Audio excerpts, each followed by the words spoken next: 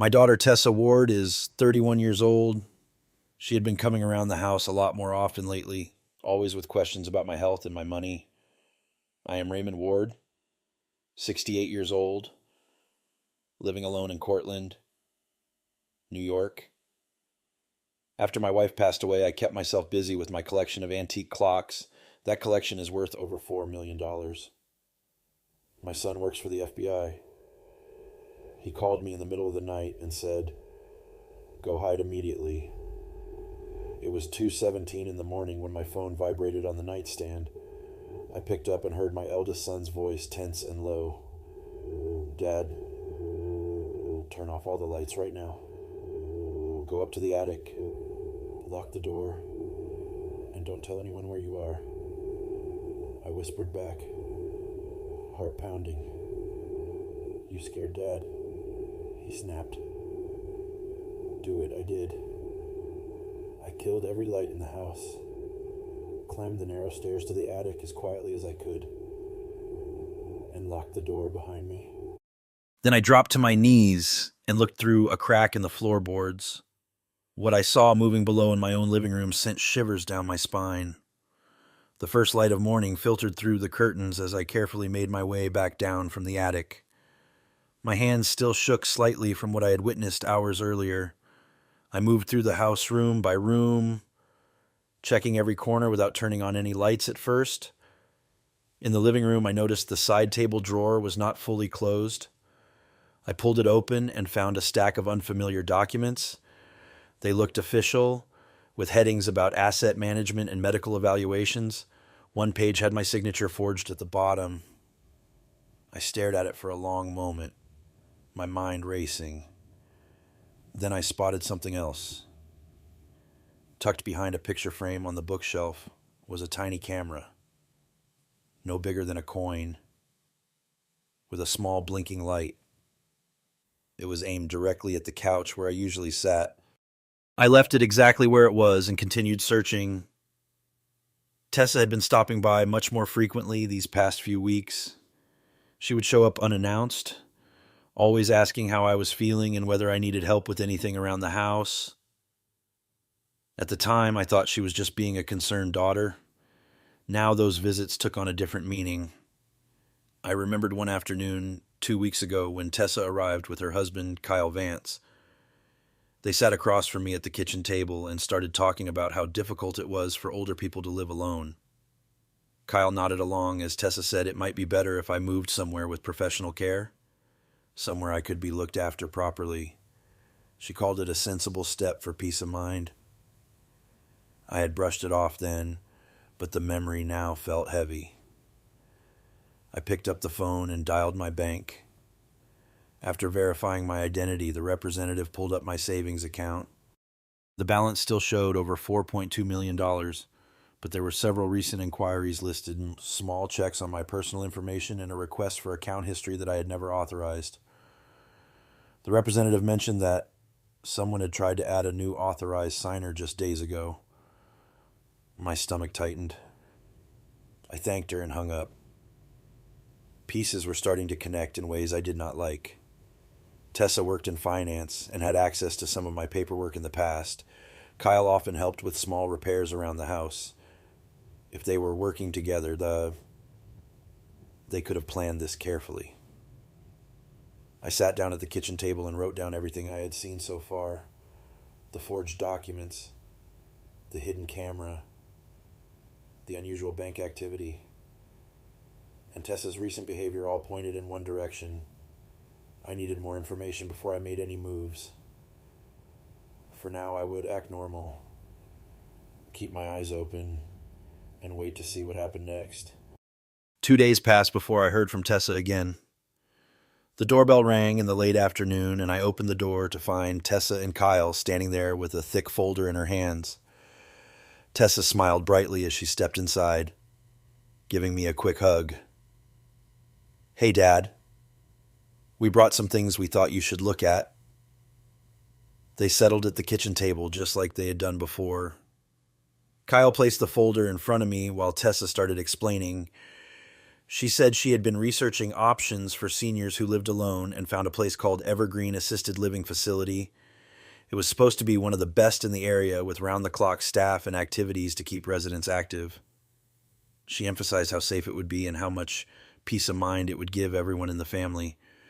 Kyle nodded and added that the facility had a waiting list, but they had pulled some strings to get me a spot right away. He opened the folder and showed me page after page of forms. There were medical history questionnaires, power of attorney documents, and asset transfer agreements. Tessa pointed to one section and said signing it would make sure my finances were handled properly while I settled in. I listened carefully and pretended to be interested. I asked a few simple questions to make it seem like I was considering the idea seriously. Tessa looked relieved and kept saying it was the best decision for my well-being. She even mentioned that the monthly fee would be covered by my savings, so I would not have to worry about anything. As she flipped through the papers, she casually mentioned that her friend Cody Donovan had recommended the facility. She said Cody knew the director personally and had helped several families in similar situations. The name sounded familiar, but I kept my expression neutral. She went on to say Cody had experience with these kinds of transitions and could make the process smooth. Kyle chimed in that Cody was very reliable and had connections that could speed things up. Tessa smiled and said it would be good to meet him soon so he could answer any questions I might have. I nodded slowly and asked for a pen. I signed the first few pages with a steady hand, making sure to remember every line I put my name on. Tessa looked pleased and squeezed my shoulder, calling me Dad again and telling me how proud she was of me for taking this step. They stayed for another hour, going over more details. Tessa explained how my antique clock collection would be stored safely at the facility until I decided what to do with it. Kyle mentioned that the value of the collection was significant and it was important to have everything documented for insurance purposes. I agreed outwardly, but inside I was calculating exactly how much they seemed to know about my $4.2 million in savings in the clocks, and when they finally left, I closed the door and leaned against it for a moment. The pieces were falling into place. Tessa had mentioned Cody Donovan twice now, and the documents were clearly aimed at gaining control of my assets. The assisted living facility was not about my safety. It was about getting me out of the way so they could access everything I owned. I sat back down at the kitchen table and reviewed the copies of the papers they had left with me. I noted every clause that transferred authority and every mention of financial oversight. The target was clear. They were after the entire $4.2 million and my collection. I had played along for now, but I knew I needed to stay one step ahead. That evening after they left, I waited until the house was completely quiet. I picked up the phone and dialed a number I had not used in years. Brenda Sutton answered on the second ring. She was an old friend from my wife's bridge club and had gone through something similar with her own family 2 years earlier.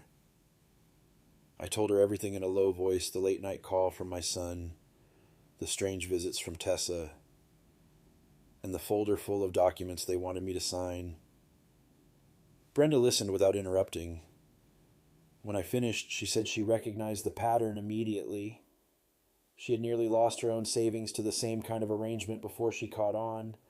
She warned me to stay calm and act as if nothing was wrong. Then she gave me clear instructions. She told me to use one of the antique clocks on the mantel in the living room.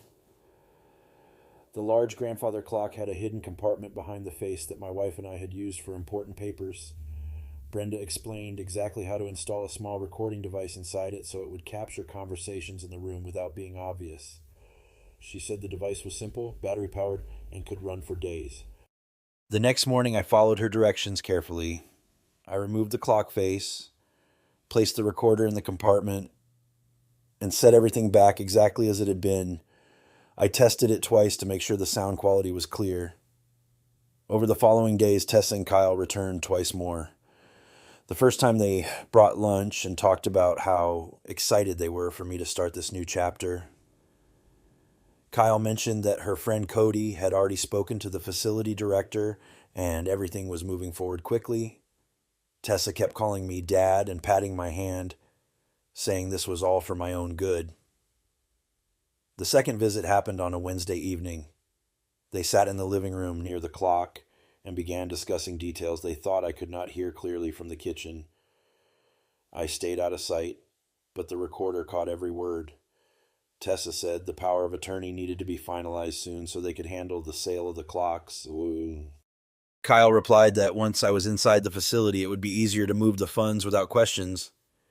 They laughed quietly when Tessa added that Dad would be comfortable and never know the difference.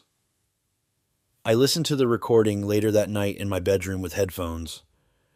Their voices were sharp and businesslike as they calculated how long it would take to liquidate the collection and transfer the savings. Brenda had been right. This was not about care. It was a coordinated plan. I called Brenda again the next afternoon and played the key parts for her over the phone. She confirmed it was strong evidence and told me to keep recording, but to stay patient.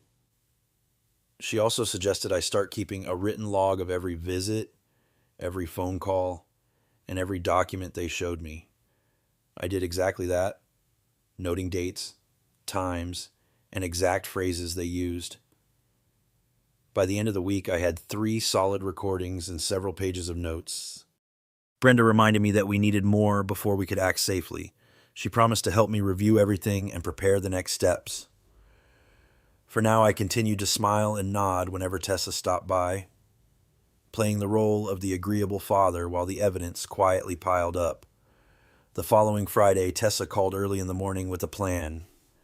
She said she had arranged a meeting with a specialist who could evaluate my situation and make sure the move went smoothly.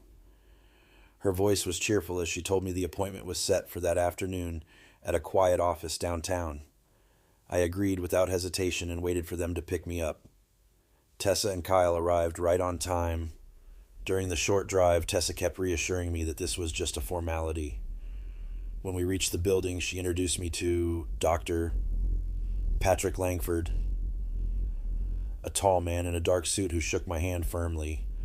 He explained he was a legal consultant who worked closely with assisted living facilities to handle transitions for seniors. We sat in a private room with soft lighting. Langford opened a new set of files and began asking questions about my daily routine and health.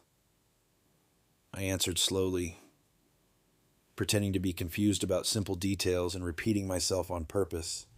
Tessa sat beside me and occasionally prompted me gently, calling me Dad and saying I was doing great. As the conversation continued, Langford leaned forward and lowered his voice. He told Tessa and Kyle that the paperwork they had prepared was solid but needed one more signature to activate the full power of attorney. He mentioned that once it was done, the funds could be moved without any delays from the bank. Kyle asked about the clock collection, and Langford confirmed that Cody Donovan had already lined up a buyer who would pay top dollar once I was settled in the facility. Tessa nodded and said everything was falling into place. Langford then pulled out another document and explained that for an additional fee, he could expedite the entire process and make sure no family members could interfere later. He looked directly at Tessa when he said the extra payment would ensure complete control. Tessa agreed quickly and wrote a check on the spot. I kept my face blank and asked a few innocent questions about the facility's meals and activities. Langford smiled and answered patiently while slipping in more details about how the savings account would be handled. He specifically named Cody Donovan as the one coordinating the financial side and said Cody had done this successfully for other clients. The meeting lasted nearly 2 hours. I made sure to stay in character the entire time, acting uncertain and grateful for their help. Tessa squeezed my arm afterward and told me how proud she was of Dad for handling everything so well. On the way home, I stayed quiet in the back seat while Tessa and Kyle discussed how relieved they were that the meeting went smoothly. When they dropped me off, I went straight to my bedroom and reviewed the small recorder I had hidden in my jacket pocket. The entire conversation had been captured clearly, including every mention of expediting the process, the extra payment, and Cody Donovan's role in managing the money. This recording was different from anything I had before. It showed direct coordination and financial arrangements that left no doubt about their intentions. I now had enough to prove the scheme went far beyond simple concern for my well-being. I stored the device safely and sat down to organize my thoughts. The evidence was stacking up faster than they realized. The next morning arrived with a sense of finality. At exactly 5:45, the sound of a vehicle pulling into the driveway broke the early silence. I looked out the window and saw a white van from the assisted living facility parked right in front of the house. Tessa, Kyle, and Cody Donovan stepped out together and walked toward the front door with papers in hand. They moved with purpose, as if this was just another routine step. I had been awake for hours preparing. When the doorbell rang, I opened it slowly, keeping my face neutral. Tessa greeted me first with a bright smile and said, "Good morning." "Dad, the van is here and everything is ready for you." Kyle stood beside her and confirmed that the facility staff were expecting us shortly. Cody remained a step behind, observing quietly without speaking. They led me back into the living room where additional forms waited on the coffee table. Tessa began explaining the transport process while Kyle checked his watch. Before they could continue, I reached into my jacket and took out the recorder from the meeting with Dr. Patrick Langford. I pressed play and let the voices fill the room. Langford's words came through clearly as he discussed the extra payment, the power of attorney activation, and how Cody Donovan was coordinating the financial transfers. Tessa stopped mid-sentence. Her expression shifted from confidence to shock. Kyle stepped closer and asked what I was doing, his voice rising. Cody moved forward as if to take the device, but I held it steady and played the next segment where they mentioned liquidating assets once I was inside the facility. The recording continued with their earlier conversation about handling the savings without interference. Tessa's face went pale. She looked at Kyle and then at Cody, searching for words. "Dad, this is not what it sounds like," she said quickly. "We only wanted to help you." I switched to another recording and let their own voices play back the ones where they calculated timelines for moving funds and selling the antique clocks. The details were specific and left little room for explanation. Kyle's hands clenched at his sides while Cody glanced toward the door. The van driver waited outside, but the tension inside grew thick. Neighbors across the street had started to notice the unusual activity and a few stepped out to watch. Tessa tried again, calling me Dad and insisting we could talk privately and fix any misunderstanding. Her voice carried a note of desperation now. Cody finally spoke, suggesting they leave and reschedule. But Kyle shook his head. The evidence had piled up too high. Every phrase from the recordings matched their actions over the past weeks. The group stood frozen as the morning light brightened the room, exposing every reaction on their faces. I remained calm and told them directly that I had documented everything and that further steps were already in motion.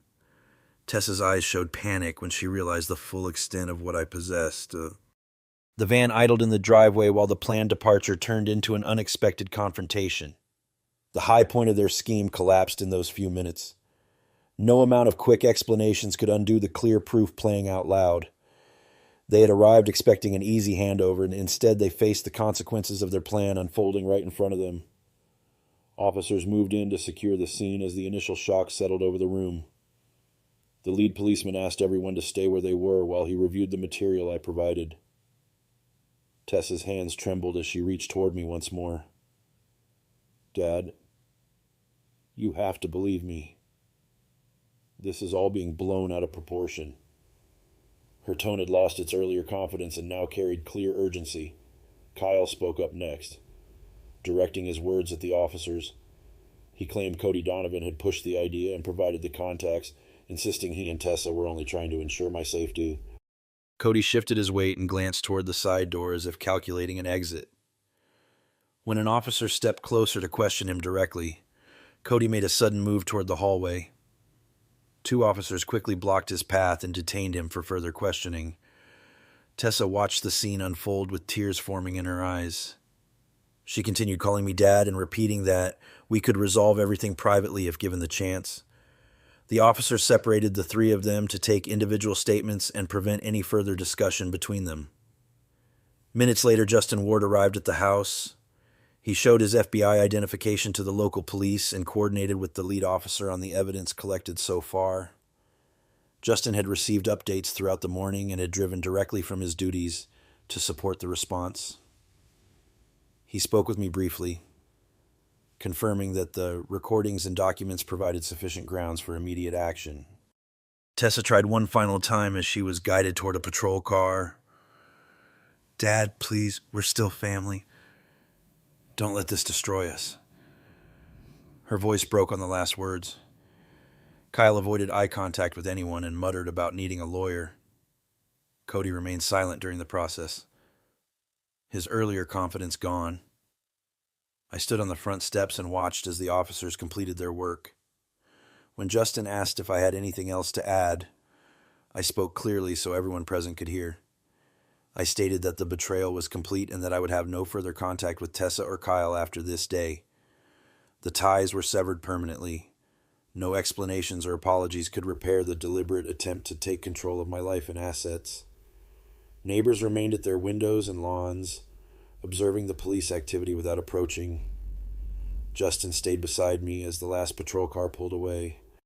He explained that the case would now proceed through both local and federal channels given the nature of the financial coordination involved. The morning air felt heavier after the vehicles left. What had started as a planned removal had ended with the responsible parties taken into custody for processing. Justin helped me secure the house and made sure I had immediate support if needed. The events of that morning marked a clear boundary. The relationships that once defined my family no longer existed in any meaningful way.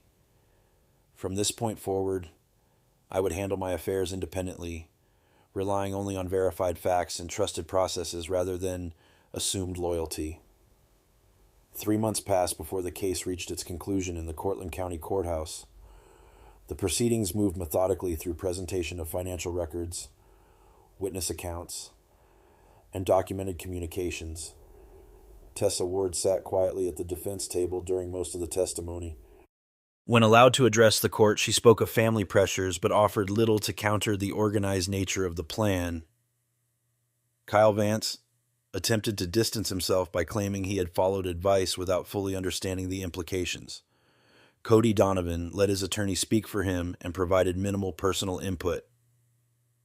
The jury reviewed the coordinated effort to place me in the assisted living facility and transfer control of my savings and antique clock collection.